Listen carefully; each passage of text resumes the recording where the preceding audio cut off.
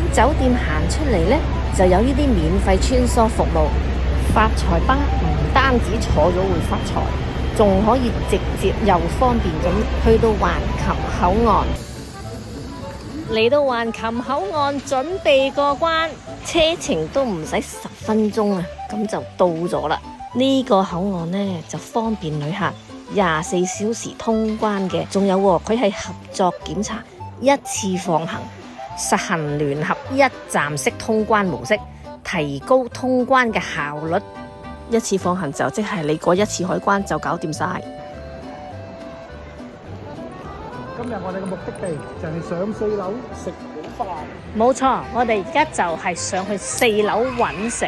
入到嚟呢個琴明廣場，呢度鐵路仲喺商場入邊，所以非常方便。發哥豬骨煲，係咪發哥開？入到嚟睇下啲裝修。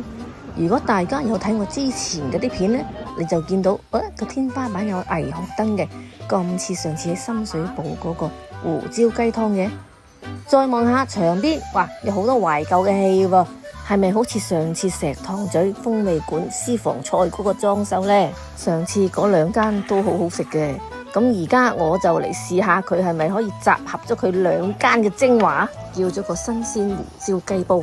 因為佢係用新鮮雞嘅，所以呢要等佢煲下先可以飲。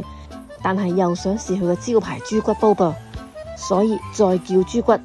其實我而家一路睇一路講返呢，都流緊口水嘅。個套餐呢又係包括煲仔飯嘅，咦，同上次嗰間一模一樣嘅。用汽水桶擺落個豬骨桶入邊，啜，果然係食到佢嘅精髓喎。不過你係唔可以攤凍晒嚟食嘅，要暖暖地咁食，因為我覺得咁樣呢係最好食啦。呢度仲有西瓜任食，涼茶任飲。食完飯行出個廣場散下步。當我欣賞緊周圍嘅環境嘅時候，有個站崗嘅警員走埋嚟問我噃：你而家係咪喺度直播啊？我心諗我邊有咁多 fans 啊？咁我就問佢咩事啊？點解要問我呢個問題呢？咁佢解釋俾我聽，原來喺大陸直播呢係要申請嘅。各處鄉村各處例，千祈唔好觸犯當地嘅法例啊！咁樣？咦，咁得意？食完飯行返過嚟過關，真係唔使幾分鐘啊！橫琴啦，我哋去蓮花咪得咯。咁我哋坐返輕軌走啦，真係好方便，只係需要6蚊雞啫。順帶一提，佢係需要澳門幣嘅，不過如果你冇，唔緊要，去服務台買都一樣嘅啫。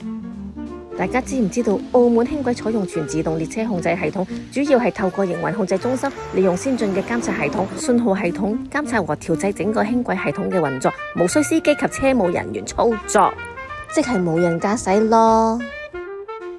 仲有，如果大家諗住都會成日搭輕鐵啦，咁你不如買張 M 卡，好似八達通咁樣。第一，佢方便好多啦；第二，佢係收費平好多噶，本來6蚊變咗收2蚊嘅啫。一行出嚟就係新濠景匯，再行過隔籬就係巴黎人。